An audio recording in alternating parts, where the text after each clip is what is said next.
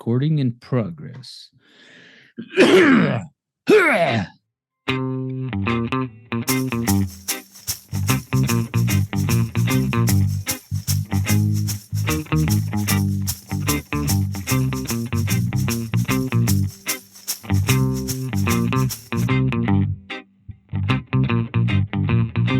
to this. Listen to this gem. I think I listened to this before, but I don't remember. Are you ready? I'm ready. I don't think you're ready. Oh, I'm ready. Okay, here it is. These next songs are chicken dance songs. Yeah, hear that?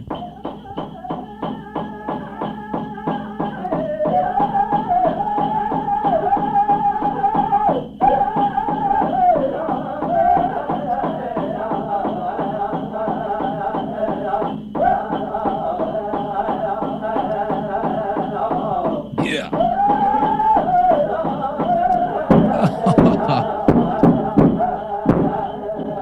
God, that sounds good.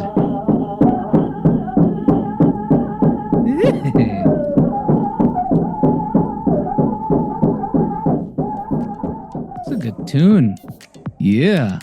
Oh, I was just about to cut in there hard.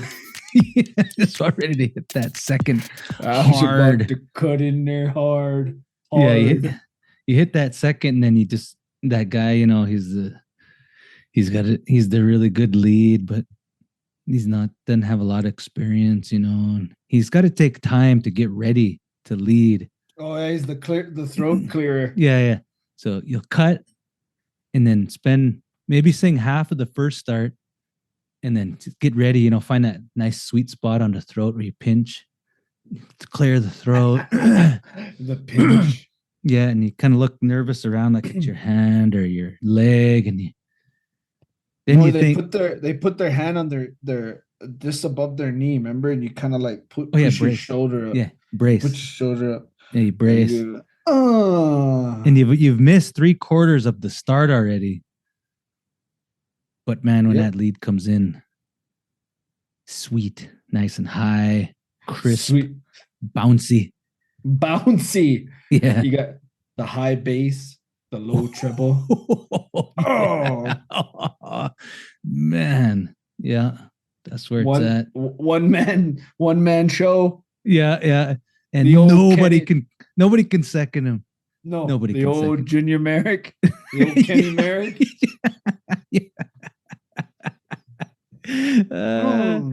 People try to second, but it sounds like an old analog tape recorder. It's just kind of all over the place, and then as soon as it drops, then everyone kind of falls in line again, and then woo! Yeah, build up to the next. You know, people think singing is like that. The high is in the Saturday night rocking. You know, everyone's in tune, but really the high is in that little tiny powwow that like everyone's at because the winter's long. Yeah, and no one's really that good. But a fella can just kind of take leads when he wants to take leads. He can sit in on a drum and take over from one song. Yeah, and he can like come and go as he pleases. Oh yeah, no pressure. Kind of a half-ass arrogant guy, you know. Yeah, you kind of come in and you just take a lead. No one even passes you the lead. You just kind of like you just take it. Just take it. That's when you can dial it up to about almost to 100% of your ability, you know. Yeah. Otherwise, if you're in a contest, you know, you just learned the song, you don't know it that well. Kind of bashful. Yeah, you're a bit bashful. Maybe not quite in tune with everybody yet. That's like that first song on a Friday night of the contest. I don't know why I think of. Wait, did I freeze up? No, you're still good. I can hear you. Did I? I think of OMAC for some reason. OMAC, Washington. Oh yeah. When everything you're describing, I think of OMAC, Washington. I don't think of the summertime, and I don't even think I've even been there in the winter, but that's what I think of. It's weird, huh? OMAC, yeah. That's quite the experience. It is. If you haven't been, you got to experience that at least once in your life. I won a switch dance contest in OMAC, Washington in like 2000. Really? 5, maybe 4. You are froze up, but I can still hear you. Yeah, Turn I your know camera off for a second and turn it back on. Because you got it. an ugly face that's froze right on my screen. I don't want to look at it. Let's not do that. You don't want the ugly face. No. I mean, there ain't many poses, that you got to choose from. And it's always like, yeah.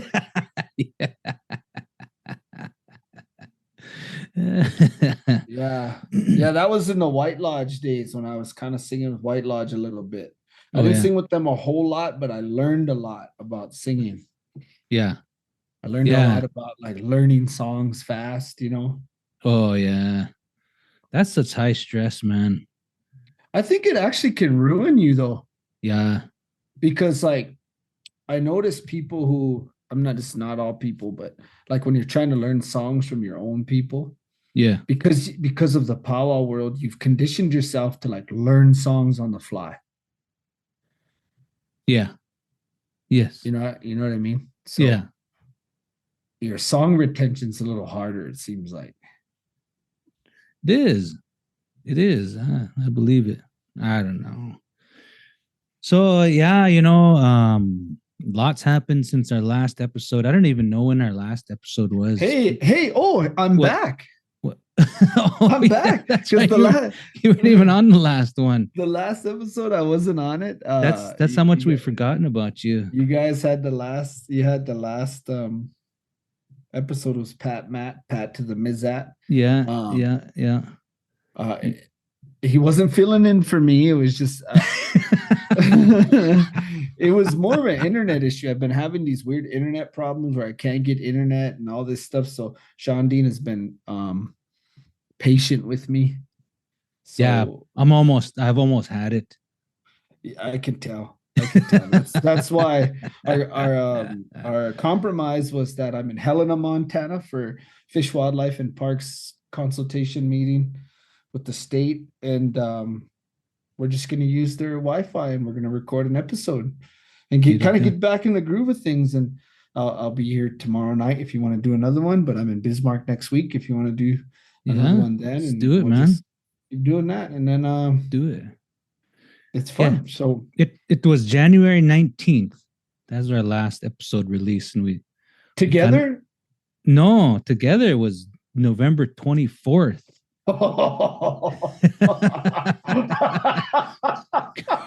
Man, that's embarrassing. You need to get your act together. Some of that was my fault. I didn't have time when you had time. You didn't have time when I had time. Let the record reflect that there was times where I said, let's record. I'm free. I can do it now. And you were traipsing all over the world. I was. I think San Diego at one point. No, I didn't go to San Diego. I think you was in Nepal. No. At one point. I think you was I didn't leave the country. Studying. I think you were studying turtles on the Galapagos Islands. At one point, indigenous methods of research on Galapagos Island turtles. It's indigenizing the Galapagos. Okay. I'm off a little bit, guys. That was a dumb joke. You are off, man. Come on. Galapagos Island turtle joke? No. And how did I not segue into Turtle Island? I don't know. You're off. I'm off. You need to be eating.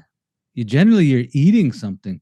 I am actually. You're right. It's like Brad Pitt in every movie. He eats. I didn't compare myself to Brad Pitt. Just I did. Actually. Yeah, let's make that clear. So, okay, you did travel quite a bit. You did travel, and I did. I was in North Carolina. I was in Phoenix. Denver. TIPO work requires you to travel quite a bit. North Carolina was the National Association of Tribal Historic Preservation Officers, which I did a podcast with them. It's called TIPO Talk. TIPO Talk. How do you find it? Just Google TIPO Talk? I think just Google TIPO Talk. I don't know. Maybe TIPO or what? THPO. Oh, THPO. TIPO if you're a stickler. Thippo, at Thippo, yeah. Thippo But talk. yeah, I recorded it with the host. Like, I'm sorry, I'm forgetting her name, but as a guest, it was myself, Diane Yupi from Fort Peck, and Tiana Limpy from Northern Cheyenne. We recorded it together, and we can find the link and put it in the deal. So Let's do that. That'd be Yeah. nice. Be nice to do. Yeah, I was in North Carolina and I got to spend about 3-4 days with a guest we had, Ryan Emanuel. You remember that? The vampire. the vampire, I do Yeah. remember that podcast, and remember, I specifically remember saying that he opened my eyes Yeah. to a lot of the East Coast kind of Yeah. struggle, and so when I went there, we were at Cherokee Nation. Yeah. Went to their museum and spent some time there, and man, I was impressed, dude. Yeah. I admit, I'm telling the podcast public that I was one of those people who teased a little bit about the Cherokee. I wasn't ever mean, but I grew up on a reservation where teasing and talking crazy was nuts. And but I won't do it anymore. Won't do it anymore. My eyes were opened. I was impressed with what I seen. And Well, actually he's not Cherokee, man. I know. I'm Oh. talking about North Carolina. I'm just talking about North Oh, Carolina. all right, But right, he just talked to us about like yeah, tribes in the east, and then his people are further to the coast, right? yeah. But The I'm just realities. talking about North Carolina in general. Like, I was there, it blew my mind. I was impressed. You didn't let Yeah. me finish, man. I'm sorry, man. Okay, I'm sorry. We're off. I know. We're off. So anyway, I Yeah. apologize. I want the record to reflect that I am apologizing to the Cherokee people, and It's been reflected. and it opened my eyes up to all of the East Coast, especially the Southeast, that hey, maybe Yeah. there's a lot more there than most of us think. Because I'll say it, I'm gonna say it right on this All right. podcast. All right. I want to hear it. There's judgment between tribes, you know. Hey, there And is. I think sometimes we in the West tend to think we're like the last Indians, you know. Yeah. Not true. Not true. Because there's other last Indians. Yeah, I think we're all the last Indians. You find them behind a waterfall in the Mount- Oxbow. In the Oxbow. Yeah. I'm not gonna lie, dude. That's one of my favorite movies. I Dude. know it is. That's why I bring it up, and it's so stupid. It No, is, no. but Okay. I like my Indian movies to be fantasy. If I wanted accuracy, I'd watch a documentary. You'd go watch Avatar or what? I want fantasy. If I want accuracy, I'd watch what is that one? Man Called Horse. Oh, yeah. If I wanted accuracy, I'd watch Yellowstone. Yeah. Jesus, man. Okay, wait. Started on that debacle. Wait a minute. We're getting out of hand here. I want to do something here based on what you said about the what did you say? What did you say? What were you talking about? I have no idea what you're talking about. You were saying something very important, yeah. About Cherokee? Tribes, hating on other tribes. Yeah, that there's just some judgment. Man. Yeah. I want you to listen to something that you said way back, episode 10. Are you ready for it? Mm-hmm. I don't think you are. This is going to be kind of a time for growth for you. And I really want you to listen deeply, take this in, and let this be a moment that you can change your life a little bit, you know, because we're all of the listeners, including me, we're concerned about you. This is actually an intervention. Your family's all on the line.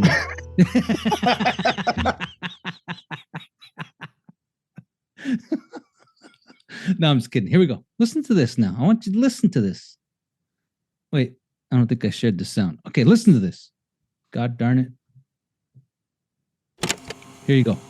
Then it's left hanging, and then it's just that responsibility. Yeah, on your shoulder. You gotta and part of it complete that is last step. you take whatever criticism you get, but it's also the belief that that criticism isn't dogma, right? So it's not like, it's not concrete. Criticism is just like anything. In the old days when people would tell stories in Crow, they would have these storytelling sessions, and somebody would tell the story of, like, say, a battle, and then somebody else would say, um, your version was good, but this is how I heard it.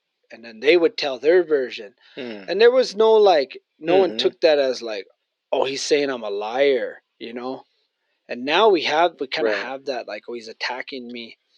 And where back then it was like commonplace to have the same story told 3, 4, or 5 different times in a night, but it's all by different people telling their version of the story. And so to me, I kind of accepted that, and I was like, well, me and Marty are telling our version of this. How did it make you feel?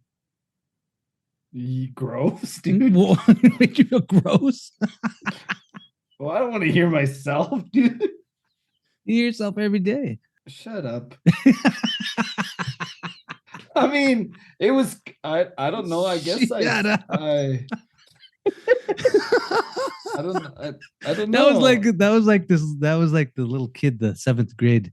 That was a 7th grade conversation right there. You know, you won the argument when you make somebody say, shut up. Unless they say it in a particular tone, then the battle's still on. Shut up. Then you still gotta go. You still gotta go more. Shut up. Yeah. But if you said it the way you said it, yeah, you've been defeated. Okay, go. I got defeated. I mean, I don't know. For one, I don't like to hear my own voice, but yes, you're right. I hear it every day. Yeah, get over it. Okay. Yeah. I guess I stand by that, I guess, but I'm kind of, oh, okay. You tell me, you talk to me. This is your intervention. Well, no, I'm just thinking about this idea you just mentioned, where, some things happen in the past, especially as you get older, you reflect back on your things you've said, and but I don't know, you come to this realization that you don't know it all, and you say things that maybe don't align with the truth. But then again, I think this clip that you're talking about, I think leans on sort of what the truth is. And in this case, it's not really bound, or it's not static in time, because even at one particular time, there can be several different versions of the truth. And I think, and I don't know, you tell me what your thoughts are about it. We hear a lot of debate or disagreement in tribal communities about this thing that is the truth.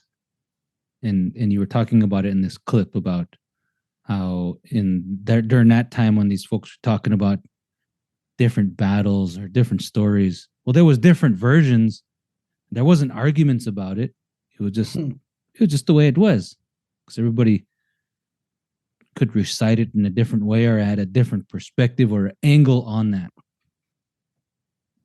So do you think, can this idea of multiple truths or perspectives of truth, would you feel that would be something that would be characteristic of what you might call like this real broad idea of indigenous research or tribal research? That would be one of the things that you'd have to come in knowing that you're not going to arrive at a single truth, but there might be multiple versions. Yeah. I mean, I think you agree with that. I do.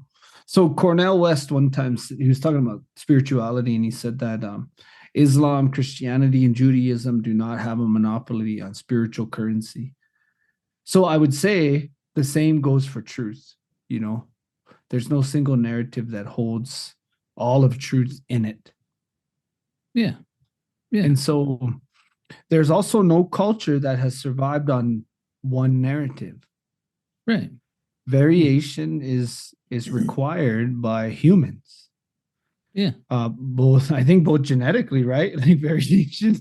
Well, it should, yeah. I think variation is needed, but I guess when talking about truth or what this idea of truth is, which I don't know if is even like a thing, you know, Yeah.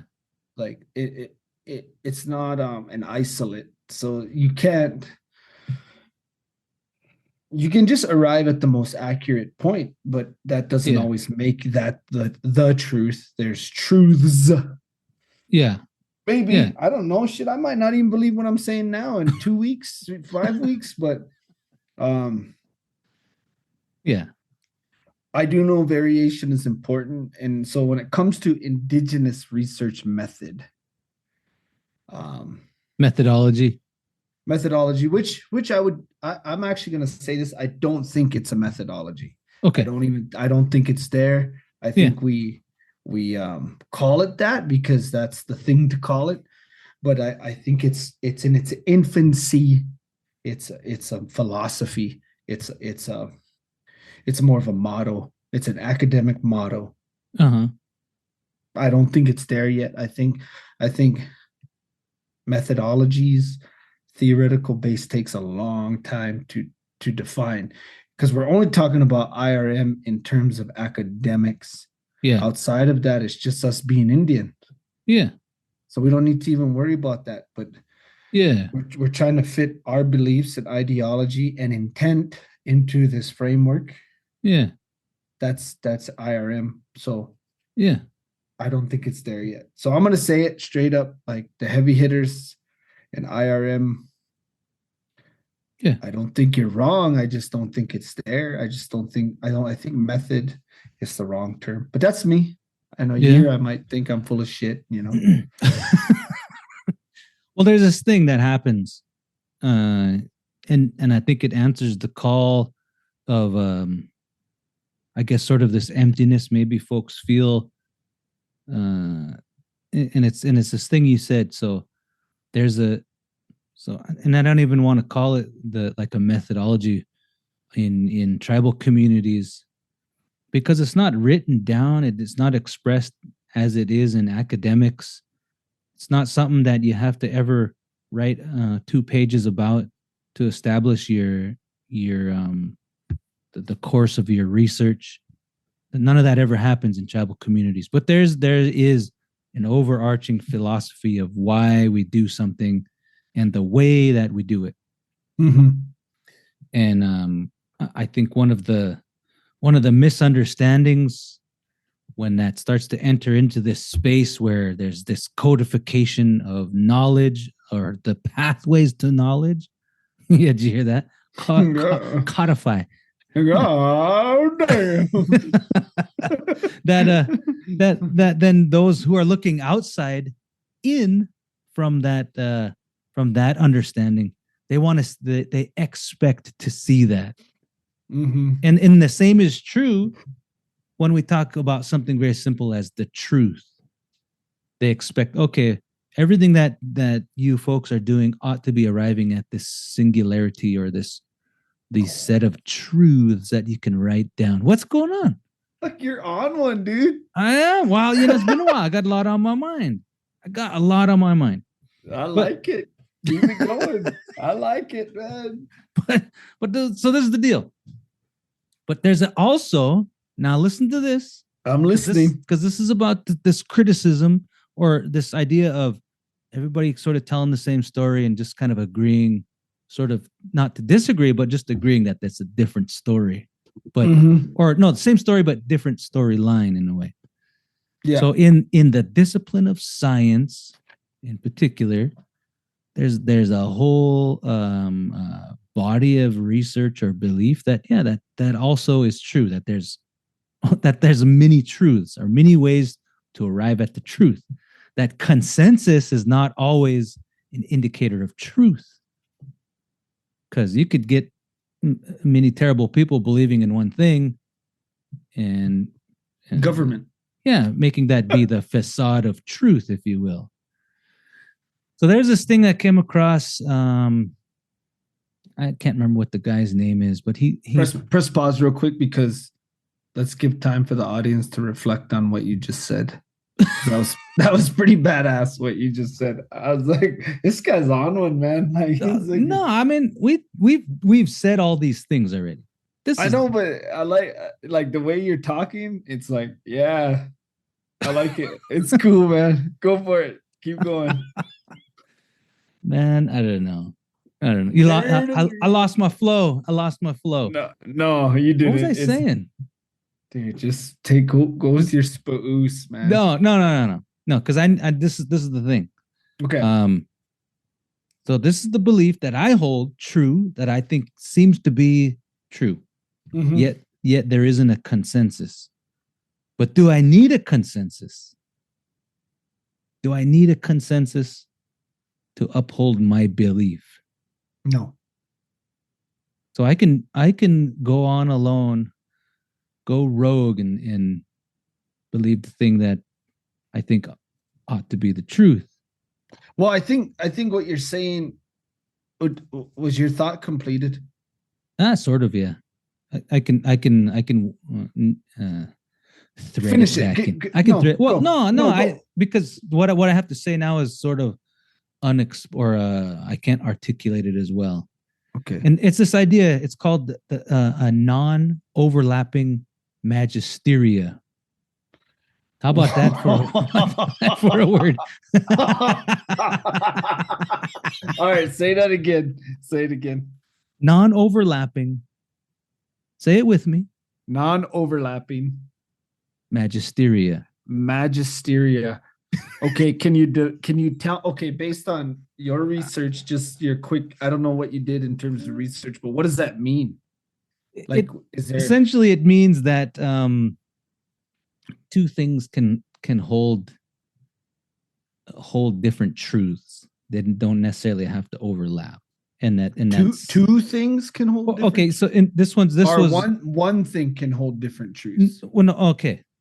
This was developed in I think in this idea of science and religion. Mhm.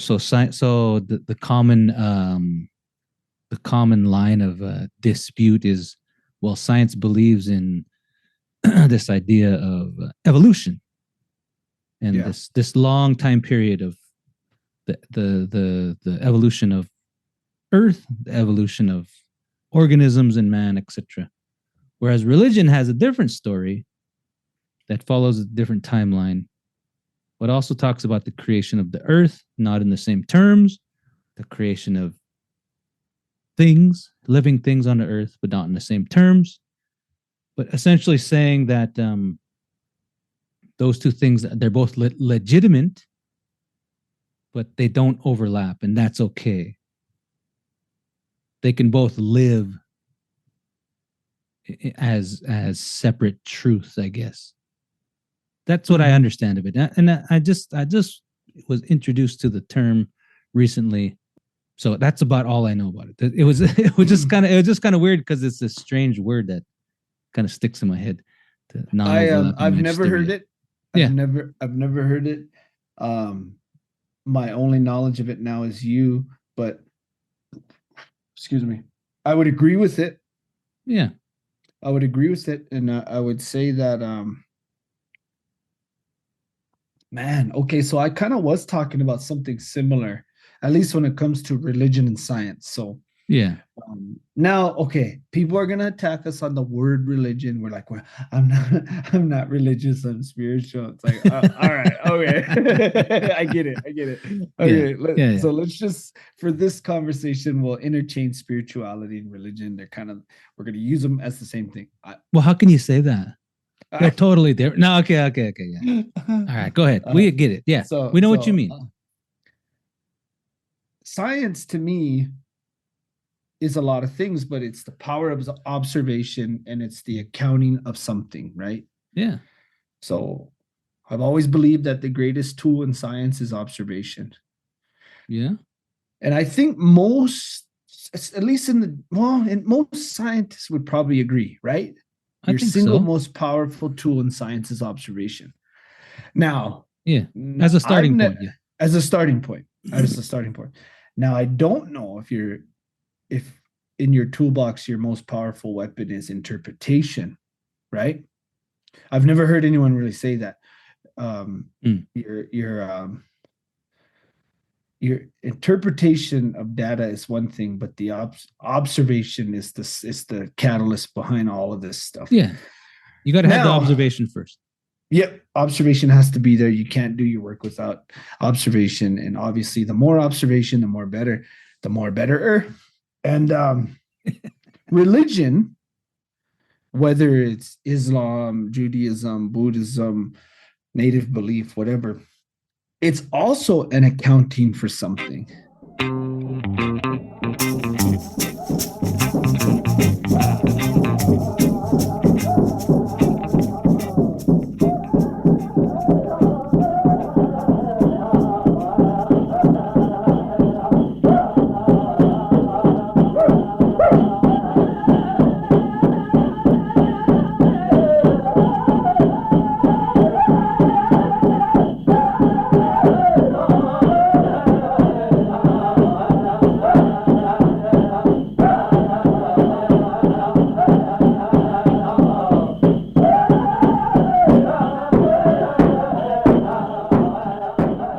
I would think that belief, when people ask me, like, how can you work in sciences and believe in indigenous culture, like same for you, it almost seems like that's the thing, whatever it is you're talking about. I can't say that. Non-overlapping magisteria. The majesty overlapper. I don't know, but it seems like that's the thing. That's the thing that allows that to happen. That you can believe. I can believe wholeheartedly that the Crow Indians were created by one creator who commanded 4 ducks to go into the water and collect mud. I can believe that wholeheartedly. Yeah, and you do. And I do. And I can also believe, based on the evidence, that the theory of evolution is the most accurate theory we have. Yeah. It doesn't bother me. Like, it doesn't hurt me. It doesn't say, Aaron, you're less crow or you're less whatever. I still feel pretty crow. You don't want to go do a book burning of Darwin. No. Or try to create a competing museum of the origin of Earth to compete with the Science Museum. No. It doesn't bother me that horses were introduced to us later. I do challenge the date in which it was introduced. I challenge the date. It doesn't bother. It doesn't hurt me. I think there's all of this stuff that challenges my beliefs. And maybe that's what it is. Your Majesty. Majesty. Yeah, I mean, essentially that's what it's saying. It's saying that science and religion, they can't really contradict each other because they each have their own sort of range of inquiry, or they each answer to something. They also have both have their limit. They have their limitations. Correct. It's also okay to know that we don't need to know everything. Yeah. No. It's probably safe to say we know too much.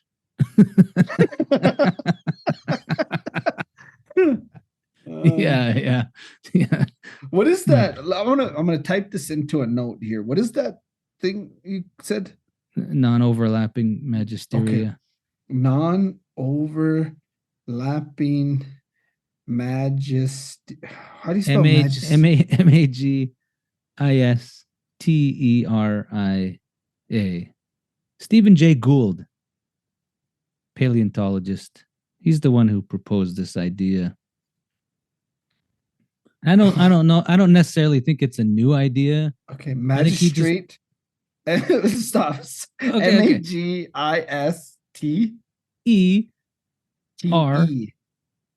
Magistei. Oh my God. Magisteri.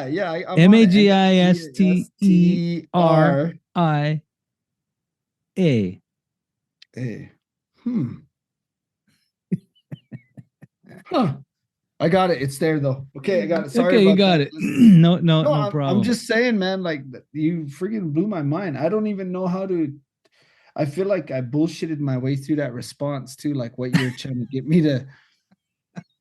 Because man, I don't know what you're talking about, to be honest. And I'm Well, yeah, I'll I just crumble to your knowledge. no, it's not. It's not that at all. Because you already said it. You said it in the passage that I played. It's essentially the same thing, but housed within the tribal reality. So you can think in the tribal reality, there also is this idea of the non-overlapping magisteria in a way. Well, I don't know. This is what I'm wondering. I don't know. I think today there is, because we don't believe the same things oftentimes within our own tribal groups. Yeah, but I think there's also there's an attempt at an artificial narrative, like to make it we've adopted. So going back to the question when you said about variation and about you played the thing for me and all that, we've learned this single narrative thing from something. Yeah. It hadn't existed anywhere. Yeah. And I don't want to attack the church or anything, but it seems to be that's the basis of it, because of the idea of gospel and doctrine and this idea that this is the official playbook, Yeah. Prior to that, tribes, I don't think they spent a lot of time on the critique of that thing, of whatever their stories were. Each family had their stories and everyone liked to hear the other versions. And I don't think there was this competition to say like, there's an official narrative. Now I'm leading into something else now, I guess, this is my critique of culture committees. Yeah. We've talked about this quite a bit. Yeah. And I've seen it more and more, I've started now that I work primarily in preservation and it's dangerous. I feel like it's dangerous. And I know people think, because everything in us tells us, okay, a culture committee's job is to not only preserve culture, interpret how we're going to use culture, but also like be stewards of it in the community. Yeah. But man, it's doing something, and I don't know. And of course, I think you and I think the same when it comes to this, but I don't know how many people there are that think like us and are willing to challenge that idea that those are dangerous in the long run. Well, I think so. I think it's right, and I would venture to guess that it's this indoctrination of what you said about this belief in this one single truth, the Bible. And I'm not a scholar of the Bible, but I wonder how often had that changed. I would assume it would have had to have changed often, because it wasn't English to begin with, but also so there's linguistic variation, but also like the Gospels themselves are supposed to be the points of view of different people. Yeah. But obviously you and I are not biblical scholars. Yeah, I'm not a scholar at all. Like I'm not at all. Man. Like I think I dabbled in that world for a little while. Let's not play the pity party. I don't work in that though, Shandine. I don't. You're not. You can't decide what you are. Okay. There you go. Just shut up. Shut up. I'm not a scholar. I'm not. Well, I mean, I'm not a. What the heck is this? You just went back to 5th grade. No. Me. Okay. Nobody likes me. I'm not cool enough. I mean, I guess I'm not a scholar in the sense that you are. Like you work in academics. No. We're one and the same, partner. But I'm gonna cut that off right there. But yeah, no. Okay, go ahead. I'm sorry. No, I get what you mean though. I mean, I get what you mean too. Yeah, I'm just saying that you're a little more polished because you're staying in the business, where like my job is like regulatory, and it's in a lot of ways counter to my beliefs. Right. By creating single narratives and getting it on paper but it's the system we're dealt, and it's right now it's the only system. I agree it's not the best system, but it is, man. But damn, dude, I'm shook, man. Well, I'm glad you're shook, because I'm going to play you one more clip, All right. And this leads right into what we're talking about. Exactly. And I want you to listen to this. This is the intervention time. We want you to get that internet, man. We're really getting concerned about you. You're getting kind of reclusive. I kind of like it, man. Yeah, it's kind of freeing, I bet, huh? Do you get into a lot of TV now because you don't got a lot of internet? Or you're always kind of a TV guy, though, huh? Oh, I like TV, dude. I love TV. I've never been one of them guys that's like, TV will rot your brain, dude. I love TV. I want more TV. Oh, okay. Listen to this then, because this kind of leads into what we're talking about a bit. I think. Let's hear it. Are you ready? Okay, here we go. I'm immediately offended. Okay. No, I'm just kidding. I get what you're saying, Cammy. Yeah, and I don't want people to think somehow like I'm some kind of like a culture Nazi or something. But I do no think, soup for you. No soup for you. Okay. I do think there's been a couple Seinfeld references in this show. I do think we use our feelings sometimes as a crutch or like a cop out. Sometimes we'll say, well, this is how I feel, so therefore it doesn't matter, you got to accept it, this is how I feel. And it's like, well, I get that and I respect it, but at the same time too, there is an underlying idea of uniformity among tribal people, and that's what makes us a tribe. But I get what you're saying. The individuality does exist within that system. Yeah.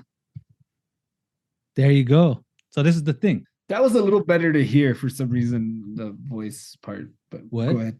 No, that was a bit more consumable. Yeah, it was.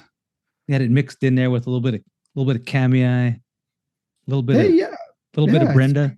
Good to hear Cammy, man. Good to hear Brenda. A little bit of Sarah in there. Glad to have him back. Yeah, she was in there too, laughing around a bit. Oh, we should have him back in. Let's do it. Have a good laugh. Have a good laugh-sies. Yeah, so this is the thing. And this is what I was talking about. This non-overlapping magisteria. This idea that there can be these two separate things with different intents and different purposes, that they can exist together. They might have their own individual pathways of inquiry to discover things, and they can exist. Mm-hmm. They might generate their own separate facts, and they might value those things differently. Can that exist internally in a tribal group? Because then it goes against this idea of uniformity, right? To have a tribe, you sort of have to have this overlying uniformity. Mm-hmm. But uniformity in what way? That's what I'm curious about. I mean, I think I know the answer, but I don't know for sure. I don't know. You don't know. Well, come on, man. You work in this. You were just talking about it. The singularity you have to battle against all the time. He's thinking about it. He's got nothing. I'm buffering. He's buffering. He froze up. Okay. All right. Here. Okay. Okay. Ask me the question again. Okay. Because so what you said in the clip was that inherently there's uniformity among tribes. There has to be, because that's what makes them a tribe. But there's also a characteristic of individuality within that tribe. But can it exist in the same way that we would think about this non-overlapping magisteria? Within a tribe, can you have two vastly separate sort of ranges of pursuits of knowledge? Or do they have to be fairly uniform, guided by what the common thing people say, guided by the stories of creation? If you all believe in the stories of creation, then there's this idea that you'll all sort of have the same philosophical undertones or underpinnings, or we can think of other those adjectives. We need Cammy on here to word police us. Are those adjectives? underpinning, undertone, foundation? Go. Yeah, my gut's gonna say yeah, right? Yeah. It's possible. So okay, so the crow belief is that let me give an example. Let's just say somebody wanted example. to own a medicine, a spiritual power. Okay. Crows believe there's several ways to get that. Yep. There's purchasing. So you Yep. can go to somebody who owns the thing you want or part of it or whatever. You'll give them gifts and you'll feed them and they'll transfer that to you. Yeah. The other way, there's another way that you can fast and you'll receive that or whatever. Yeah. There's some other ways to get them, but we'll kind of stick with them too. Okay. Those are very different, right? Okay. The underlying idea there is that the crows clearly acknowledge that you yourself cannot just conjure up something. Yeah. That's the belief. Okay. That's that underlying thing we're talking about Yeah. in this example. Yeah. But very different philosophies in going and purchasing something and going and fasting for something. Okay. Very different. Yeah. I would say they're both appropriate. Yeah. I might myself favor one over the other or value one over the other. But Sure. I would both say that they're correct. Yeah. That if somebody came to me and said, Aaron, I purchased this medicine, I would not say that was wrong. Yeah. Because the root of the belief is that, well, at least they didn't just say, this is what I have. Yeah. That this is what it's verified by something. Somebody said, this is what I owned. We all acknowledged they had it. I transferred it to this person. Yeah. It's verified. There's witness to it. Yeah. So same thing with the fasting. If it given to you, you would go to your clan fathers or mothers, and they would tell you what it is. It's not you just coming up with something. Yeah. That's the only example I can kind of think of, at least offhand, of this idea that there is an underlying belief. Yeah. And that underlying belief is simply that we're not promoting ourselves. Yep. But there are two very different beliefs, in that I can just go and get this one-stop shop, or I can do it this other way, which some might say is harder. Yeah. But I myself am not valuing one over the other. Yeah. They have equal authority. Yeah. How you got there might be easier, whatever, but that's not the point. Yeah. They have equal authority. So that's the only thing I can kind of think of on like a real tangible kind of like, Yeah. here's a simple idea that yes, uniformity exists. Okay. Variation still exists on top of that. Or Yeah. inside of it. I don't know. Someone don't attack me on like, we don't have layers. It's not linear, whatever. I don't. Please leave me alone. But Yeah. does that make sense? What I'm saying? Yeah, it does. It does. It does. There's different pathways to gaining the similar thing. Yeah, and then you could probably just replace that idea that it's all going to be like the kick in the bellies of the crows believing a different creation story than the river crows. That's just but those would all be sort of tied together by a common belief, right? Yes. Yep. Yeah. Which makes them not necessarily the thing that doesn't make them fall into the category of the non-overlapping magisteria, because that says that the belief they're severed. There's no underlying similarity. And my curiosity is if that exists. It seems to exist now, but I can't articulate it now. And I think it exists partially in just because of the boarding school kind of beat into people, the belief in religion, But I don't know if that they really disbelieve to the degree of denial in the traditional ways, or whether it's just repressed. I don't know. Man, that might be a different episode. I think so. But we've talked about it before, but I'm just curious because this was supposed to be like the Get Back into the Rhythm podcast. We are. This is And it. like, This is our rhythm. This is like real heavy, like, Oh, come man, on. I'm having a hard time like keeping up with you. Dude, Oh. you're way smarter than me. That's all Oh, it comes come down on. to. No. I just took some notes. That's all. You're in a hotel room. Just got done soaking in the hot tub I did. in I Helena, did. Montana. Yeah. Opened Come up my on. hips a little bit. I got these tight hips, and as the old Shakira says, hips don't lie. Oh, man. Yeah, I mean, I don't know, man. Like, I think you're right. My gut. There has to be examples of it though. But Yeah. I get it when you're saying like, Yeah. maybe before a certain time there was,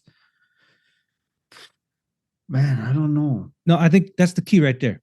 What you just said. That there has to be an example. And if there isn't an example, what is it? It's nothing. Could the horse be it?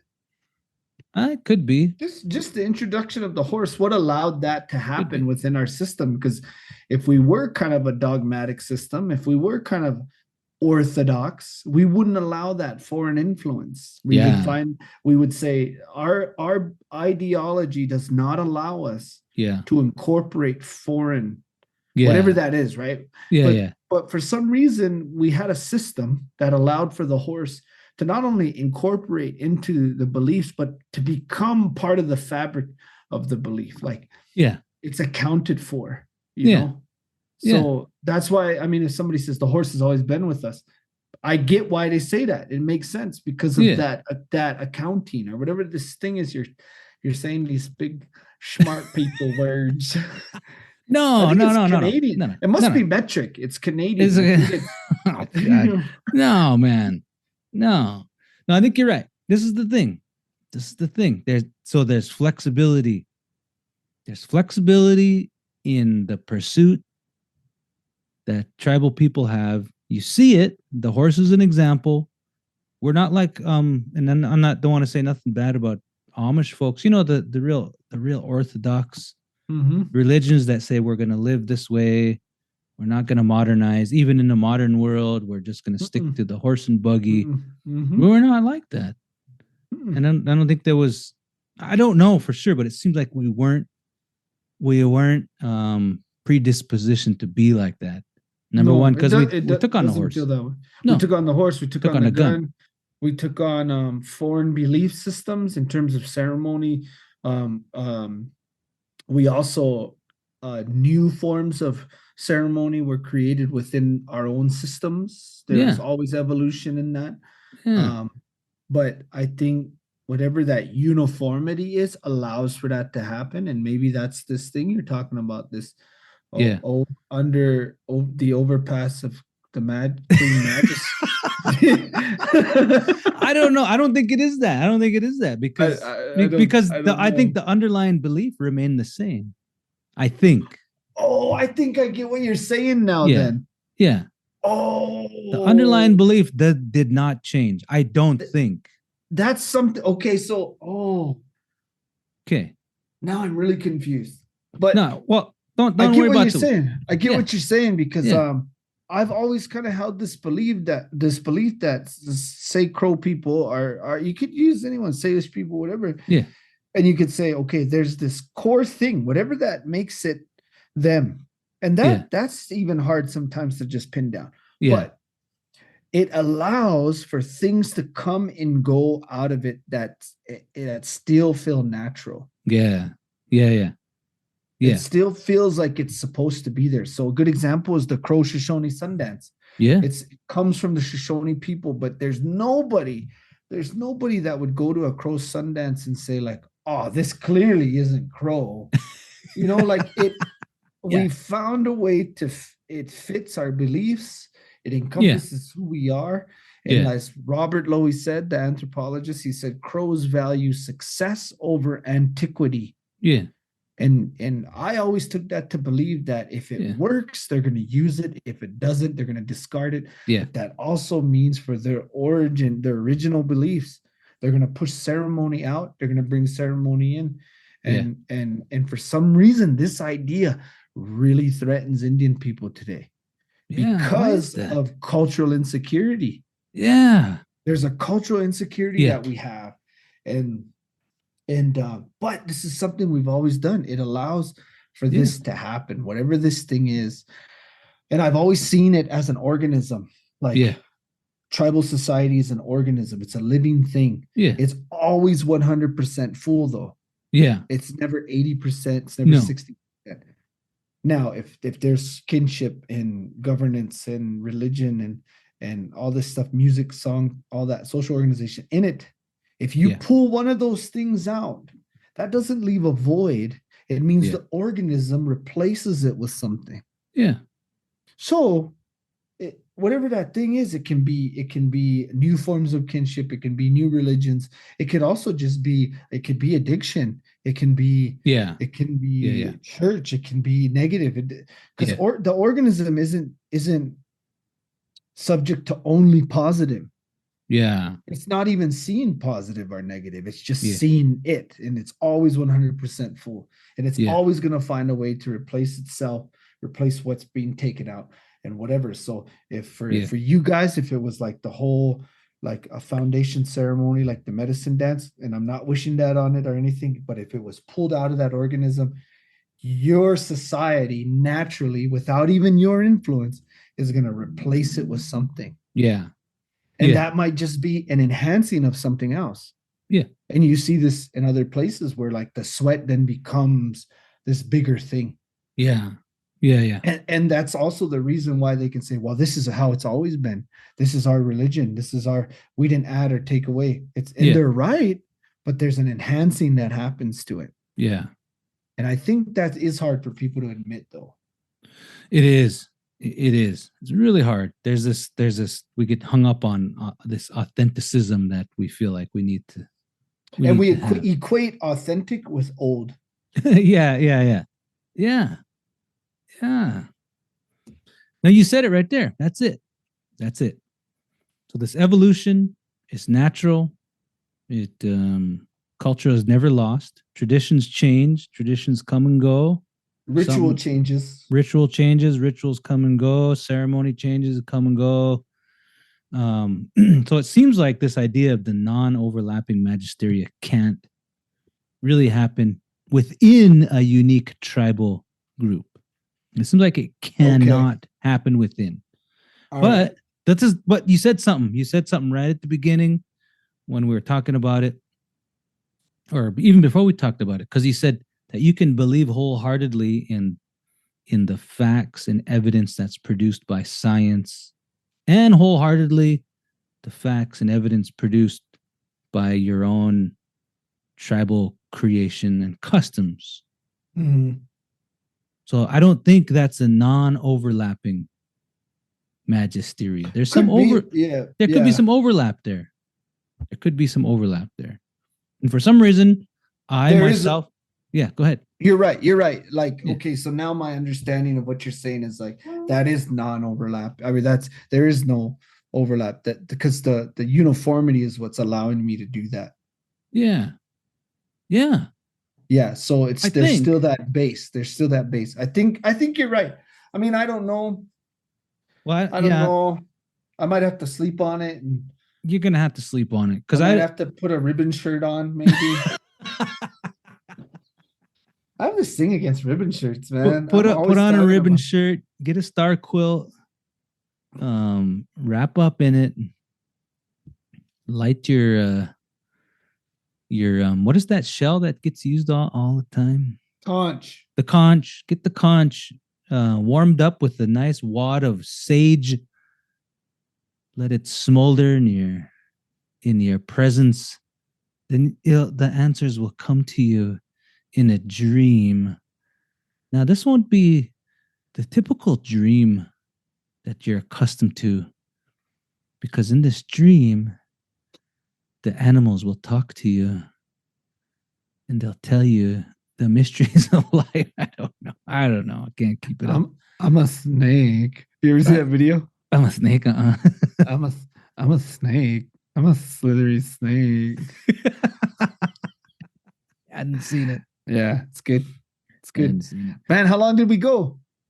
We're done. How long we been going? We've been going 1 hour, 11 minutes. I think we're that's good. That's perfect. Should we go Facebook Live? Let's do it. We're good. There's some good questions. We're going to get back to it. Yeah, Right this now. is good. This is good. We needed this.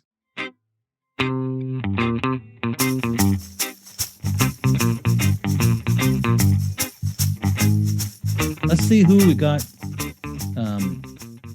on the sponsorship list. And man, these guys have been hanging in there for a long time, man.